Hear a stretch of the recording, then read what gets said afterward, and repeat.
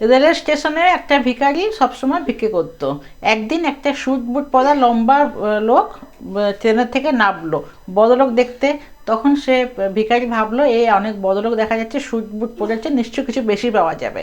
কাছে গেল, বলল বাবু কিছু আমাকে দিয়ে দাও, পয়সাপত্র আমার কাছে নেই। তখন সেই লোকটা হেসে বলল তুমি সবসময় চাও, কোনোদিন কাউকে দিয়েছো? তখন ভিখারি একটু লজ্জা বোধ করলো যে আমি তো নিজে ভিখারি, আমি কাকে কি দিতে পারি। তখন ভিখারি লম্বা লোকটা বলল যে দুনিয়া নিলে কাউকে দিলে তুমি পাবে, তো তুমি যদি কাউকে না দেবে সবসময় কে কত দেবে। এই কথা বলে সে রেগে ট্রেনে উঠে চলে গেল। এই কথাটা ভিখারির মনে খুব জোরে আঘাত করলো।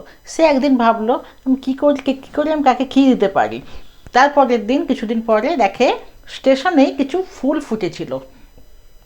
ভিখারির ওই ফুলগুলোকে দেখে খুব খুশি হয়ে গেল। ওই ফুলগুলোকে সব তুললো, তুলে যে ওকে কিছু পয়সা দিল সে তাকে একটা করে ফুল দিল। তো লোকেরা ওই ফুল দেখে আরও খুশি হয়ে গেল, ওই পয়সা বদলে আর কিছু বেশি পয়সা দিল। এইভাবে কিছুদিন চললো। কিছুদিন পরে লম্বা লোকটা আবার এলো। এবার ভিখারি গিয়ে ওর কাছে বললো যে বাবু আমি দেখো এবার তোমাকে ফুল দিতে এসেছি, এবার আমি ভিক্ষে করতে আসছি, তোমাকে ফুল দিতে এসেছি। তো ফুল দেওয়া দেখে ওই লম্বা লোকটা আরও খুশি হয়ে গেল, কিছু পয়সা তাকে দিল। তখন বললো আরে বাহ তুমি এবার বিজনেসম্যান হয়ে গেল। এই বিজনেসম্যানটা কথা ভিখারির মনে খুব লাগলো। ভিখারি তখন কী করলো, ওই ফুল তুলে আর ভিক্ষে করলো না। তখন ভিখারির সোচ মানে মাথার যে ভাবনা চেঞ্জ হয়ে গেছিলো। তখন সে কী করলো, কিছু কিছু ফুল তুললো আর এবার বিক্রি করতে লাগলো।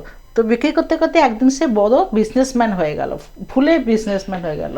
এবার ওই লম্বা লোকটা 6 মাস পরে আবার এলো, এসে দেখে স্যুট বুট পরা একটা লোক সামনে দাঁড়িয়ে আছে। তখন সে জিজ্ঞাসা করলো বাবু চিনতে পারলেন? তখন বললো না আমি তো চিনতে পারিনি, না আমি সেই ভিখারি যে 6 মাস আগে আমি ভিক্ষে করতাম এখানে, আর এখন আমি ফুলের ব্যবসা করে একটা বড় বিজনেসম্যান হয়ে গেছি।